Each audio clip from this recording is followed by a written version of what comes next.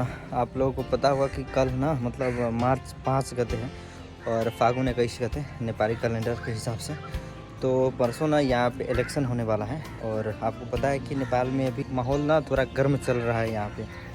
तो काफ़ी भी मतलब मारपीट भी हो सकता है, कुछ भी हो सकता है, क्योंकि यहाँ पे जो लोग हैं ना वो बिल्कुल भी उतने अच्छे नहीं हैं जितना हम लोग मतलब सोच सकते हैं।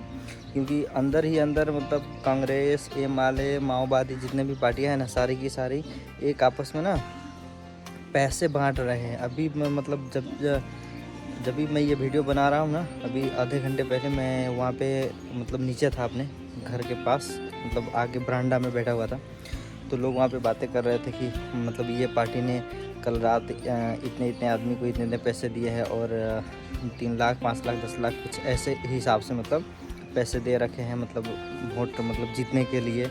तो यहाँ पे मतलब अभी आप देख सकते हो कि मतलब बालेन का कितना ज़्यादा क्रेज है नेपाल में, क्योंकि उन्होंने मेयर के वक्त जब पद संभाला था ना तो बहुत अच्छे अच्छे काम किए, वहाँ बहुत अच्छे अच्छे काम किए हैं। तो वो काम को देखते हुए ना लोग अभी क्या है कि बालेन को जिताने के लिए यहाँ पे मतलब लगे पड़े हैं। तो जिताना भी काफ़ी हद तक बहुत जायज़ है, बहुत अच्छा भी है, क्योंकि उन्होंने जितना काम किया है ना, ये पार्टी लोग जो पुराने पार्टी है ना वो मतलब 20 साल में भी कुछ नहीं किया है। आप देख सकते हो नेपाल में जितना भी रोड बना हुआ है, जितना भी ब्रिज है, वो सारा के सारा राजतंत्र में ही बना था। जितना भी मतलब रोड बना है ना, सारे राजतंत्र के पाला में ही निकला था। एजुकेशन सिस्टम तो और पहले से भी बदतर हो गई है, क्योंकि ये जितने भी राजनीतिक दल है ना, एजुकेशन सिस्टम में भी आप समझ लो कि पॉलिटिक्स छिरा करके रखा है ना। जिस कंट्री में अगर हेल्थ में और एजुकेशन सिस्टम में अगर पॉलिटिक्स चला गया तो समझो वो देश ख़त्म है, धस नस हो जाता है उस देश का।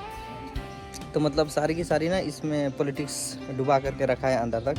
तो इन्होंने क्या किया कि अब मार्च 21, 22, 23 में जो जन जी का आंदोलन हुआ था, लेकिन इन्होंने क्या किया था कि पूरे 17 आदमी को मार डाले थे, सीधा मतलब हेड में शॉट करके मारा था। और करप्शन इतना ज़्यादा था कि मान लो एक पीएम का नेपाल में तलब 1 लाख समथिंग है, 4,000 5,000 कुछ होगा। इनका अगर तलब की बात करें तो एक तो भाई सरकार है नहीं, और उसमें भी ये लोग एक ही आदमी 5 बार 6 बार प्रधानमंत्री बन जाते हैं, साल भर में 6 महीना में प्रधानमंत्री चेंज होता है। तो इनकी अगर संपत्ति की बात करें ना, तो अगर कैलकुलेशन करोगे ना तो लाइफ टाइम में इन्होंने मतलब ज़्यादा से ज़्यादा कमाया होगा तो 10 करोड़ 20 करोड़ पैसा कमाया होगा, अगर सैलरी की कैलकुलेशन करें तो, जब से ये प्रधानमंत्री बने या किसी भी पोस्ट पे गए।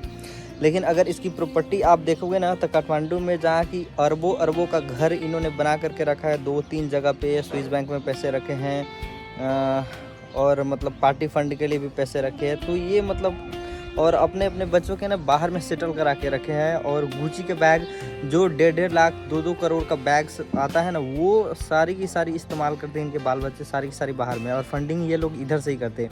तो बताओ, बिना करप्शन के ये तो पॉसिबल है नहीं, और जो देश को है ना वो खोखला कर चुका है। और पूरी की पूरी जो यहाँ पे 10-12 मतलब ऐसी कंपनियाँ थी ना कि मतलब जो सामान बना करके बाहर में एक्सपोर्ट करते थे, वो सारी की सारी 20 सालों में इन्होंने बंद कर दी है।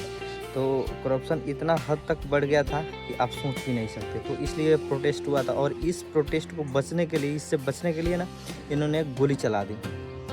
भाई, इनका खुद का बच्चे होते तो ये गोली नहीं चलाते। और प्रधानमंत्री बोलते हैं कि मैंने मतलब कुछ भी नहीं कहा है। ये जिम्मा लेने के लिए ना पुलिस तैयार है, ना सेना तैयार है, ना प्रधानमंत्री। तो बताओ, जब प्रधानमंत्री की पोस्ट संभाल के बैठे हो तो मतलब पूरा देश को देख रहे हो। अगर देश में किसी भी तरह का दंगा फसाद होता है, आंदोलन होता है, तो सरकार को बैठ के बात करनी चाहिए। कोई भी इंसान शांतिपूर्ण आंदोलन करता है, कभी भी मतलब झई झगड़ा नहीं करता, ऐसे मारपीट आंदोलन में कभी नहीं होता। लेकिन सरकार खुद, ये नेपाल सरकार खुद चाहती है कि मुझे ना मारपीट ही चाहिए, दंगा फसाद चाहिए, मैं तुमको शोषण करूंगा, मैं तुमको मारूंगा, गोली मारूंगा अगर तुम मेरे खिलाफ आवाज़ उठाए तो। पूरा का पूरा पैसा टैक्स का सुनता हूँ, और मैं खुद भ्रष्टाचार करता हूँ, मैं खुद खाऊंगा, मेरे बच्चों को दूंगा, तुम कुछ भी नहीं बोलोगे। ये लोग ऐसा चाहते हैं। तो ये पॉसिबल है नहीं, क्योंकि देश को देखो को हमारा देश का अगर आप बात करें तो काफ़ी ज़्यादा लोन हो चुका है। और बताओ, एक इंटरनेशनल एयरपोर्ट TIA है काठमांडू में, तो एक तो नेपाल इतना छोटा हमारा देश है, और उसमें भी बहन चोदी ये लोग 5-6 एयरपोर्ट बनाने की बात कर रहे हैं, वो भी इंटरनेशनल। साला तुम्हारा बाप फ्लाइट लेके आएगा इधर, इतना छोटा सा देश है। मंगनी में बेकार में साले ये लोग लोन ले कर के साले जनते को मार रहे हैं, लूट रहे हैं। बताओ, तुम्हारे इंडिया से हम लोग गाड़ी इंपोर्ट करते हैं, वो भी 300%, 400%, 200% टैक्स वसूलते हैं, ऐसा करते हैं। भाई पाठ पुर्जा ले आते इधर ही असेंबल करते ना अपना, तो यहाँ पे भी रोजगार हो जाता। और मतलब आपको अगर गिनवाने लगो तो ये वीडियो ना 5 घंटे से भी ऊपर चला जाएगा, इतना हरामखोर है ये लोग। तो अभी भी आप लोग देख सकते हो मतलब कितना ज़्यादा अभी न्यूज़ में भी आपको सुनने को मिल रहा होगा कि कितना ज़्यादा मतलब कंडीशन बुरा बना दिया है इन लोगों ने। तो इसलिए प्रोटेस्ट हुआ था। और ये लोग ना अभी क्या है कि जब जीत जाते हैं ना तो कोई भी यहाँ पे आता नहीं है, लेकिन वोट मांगने के लिए ये लोग यहाँ पे आते हैं। तो अभी कुछ दिन पहले ही मतलब ये लोग आए थे घर दिलो कार्यक्रम करते करते वोट मांगने के लिए। तो मैंने तो भाई सीधा बोल दिया, भाड़ में जा कांग्रेस, भाड़ में जा एमएलए, भाड़ में जा माओवादी, ये सब होसरी वाले हैं, इन सालों को एक भी वोट नहीं दूंगा। ये लोग पैसा देने का बात कर रहा था तो मैंने बोला ठीक है पैसा मैं लूँगा। तो मैं भाई उनको बोला कि मैं दूंगा वोट, पैसा दो मुझे। भाई मेरे को तो जितना मिलेगा मैं लूँगा, लेकिन बहनचोद एक भी वोट नहीं दूंगा सालों को, क्योंकि हमारा ही पैसा लूट करके रखा है, अभी बांट रहा है।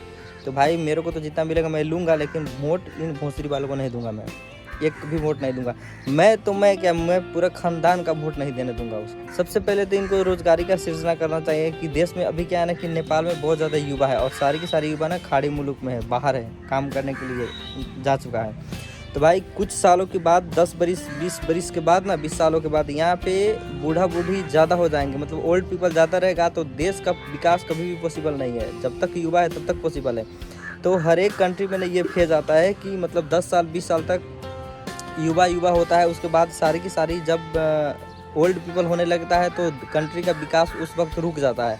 तो इन सालों को सोचना चाहिए ना, ये खुद अपना जेब भरते हैं, अपना पेट भरते हैं, और देश का ना नाम निशान तो छोड़ो भाई, आज तक नेपाल कभी गुलाम किसी का नहीं हुआ, लेकिन इन सालों ने ना लग रहा है अब कि गुलाम बनाकर ही छोड़ेगा।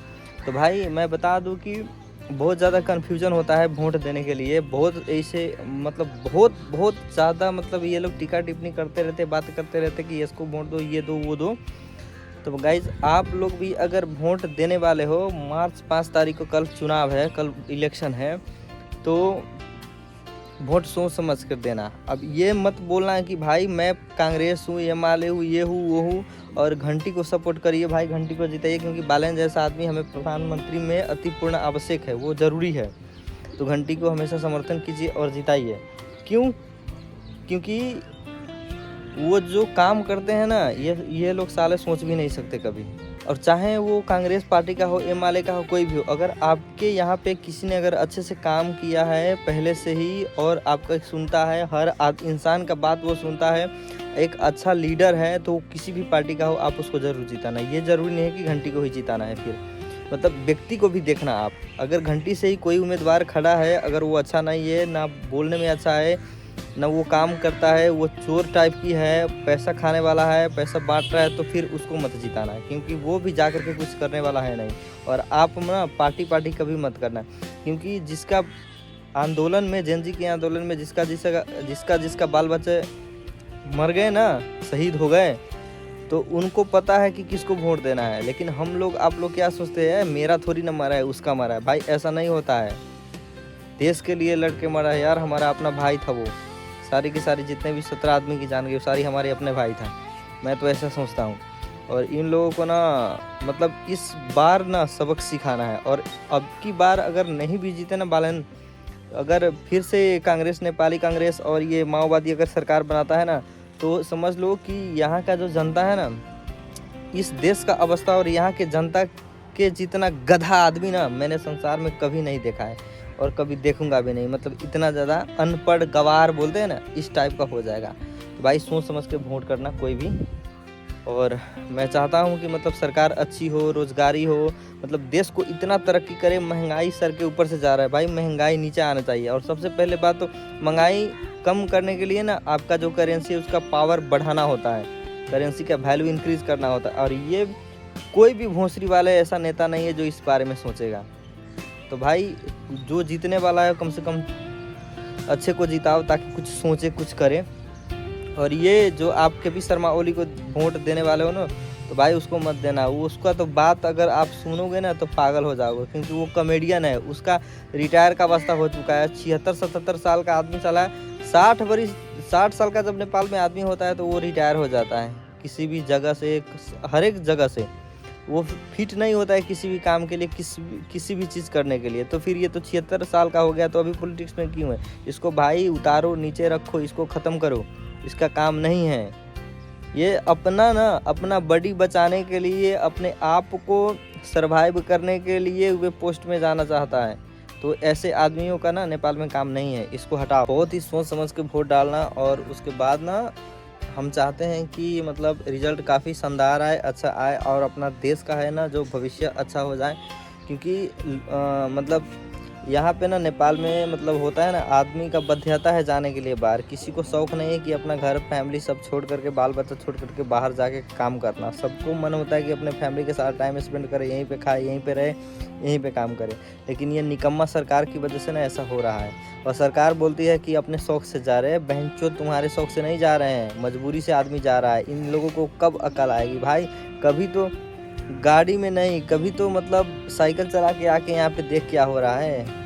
वोट देते वक्त ना ये मत सोचना कि मेरी ज़मीर अंदर से आ रही है, मैं फलाना पार्टी हूँ, चिलाना पार्टी हूँ अंदर से, ऐसा मत सोचना। और कोई अगर खाने के लिए भी कुछ देता है ना तो खाओ, मज़े से खाओ, मज़े से लो, पर वोट सोच समझ के देना, उसको मत देना। क्योंकि आप रेगुलर मांस खा रहे हो, दारू खा रहे हो, चिवड़ा खा रहे हो, हर एक चीज़ आप ड्यू बियर हर एक चीज़ खाते हो। बहनचोद एक दिन अगर वो खिला देता है तो आप दे दोगे उसके, हर एक चीज़ दे दोगे, तो फिर वोट क्यों देते हो? मत दो ना उसको, ऐसा सोच को दो उसको। तो ये सब गलत है। अगर कभी भी आपको लगे ना कि मैं घंटी को वोट नहीं दूंगा, तो सोच लेना कि वो पल जिस वक्त ना गोली से मारा था, वो प्रोटेस्ट, बीबीसी का डॉक्यूमेंट्री, वो सब समझ लेना। क्योंकि अगर इस बार चेंज नहीं कर सके ना तो फिर आपका बाल बच्चा को मरना तय है, बाहर जाना तय है, फिर आपका ज़िंदगी में कुछ नहीं हो सकता। क्योंकि अगर आपके पास थोड़ा सा भी लोन हो गया ना, 2000 का भी लोन है, तो आपका बेटा ही मतलब कमा के देगा, आप खुद कमा करके वो लोन पे करेगा, सरकार नहीं देने वाला। तो इसलिए सोच समझ के वोट रखना, इतना जल्दबाजी मत करना। ये लोग ना जीतने के बाद चले जाते हैं, लेकिन फिर जब दोबारा चुनाव होता है तो बहनचोद किस मुंह लटका करके ना, किस मुंह से साला, किस शर्म से आते हैं वोट मांगने के, भाई मुझे वोट दे दो, वोट दे दो। कितने लोगों ने तो ना मुँह पे थूका है, गाली दी है, बोला है, फिर भी सालों को लाज नहीं लगता, वोट मांगने मुँह उठा करके आ जाते हैं और बोलते हैं कि फिर ये करूँगा, वो करूँगा, लेकिन कुछ भी नहीं करता, कुछ भी नहीं करता। इतना शर्म लगता चाहिए ये भोंसड़ी वालों को। और ये सालों आते हैं वोट मांगने के लिए। मैं तो था ही नहीं यहाँ पे, मैं तो अपने काम पे जॉब कर रहा था, छुट्टी ऑफिस ने दिया नहीं। अगर मैं आ जाता ना तो भोंसड़ी वालों को इतना गाली देता, मुँह पे थूक देता सालों को। ऐसे वोट मांगने आ जाते हैं भोंसड़ी वालों।